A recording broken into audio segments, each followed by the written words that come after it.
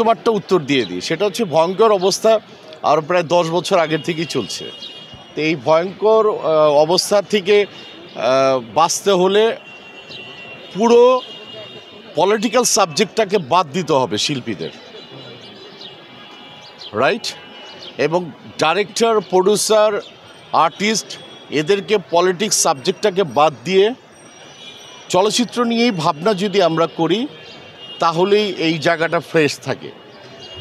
মানে যারাই করেছে কিছু কিছু ধার কাক বাংলাদেশের বাইরে আছে আর এখানেও আছে, সেই ধার কাক নিয়ে আমরা কথা নাই বা বলি। দিন শেষে এটুকুই বলবো যে যতই দূরে থাকি না কেন এই চলচ্চিত্র দিয়ে আমি ওমর সানি এটাকে অনেক ভালো জায়গায় দেখতে চাই এবং ভালো কিছু করতে চাই। আমার মনে হয় যে যে অবস্থায় গভর্নমেন্ট থাকুক না কেন চলচ্চিত্রটাকে, এই শিল্পটাকে এবং বাংলাদেশটাকে বাঁচাতে গেলে আমাদের যে সংস্কৃতি এটাকে বাঁচাতে হবে।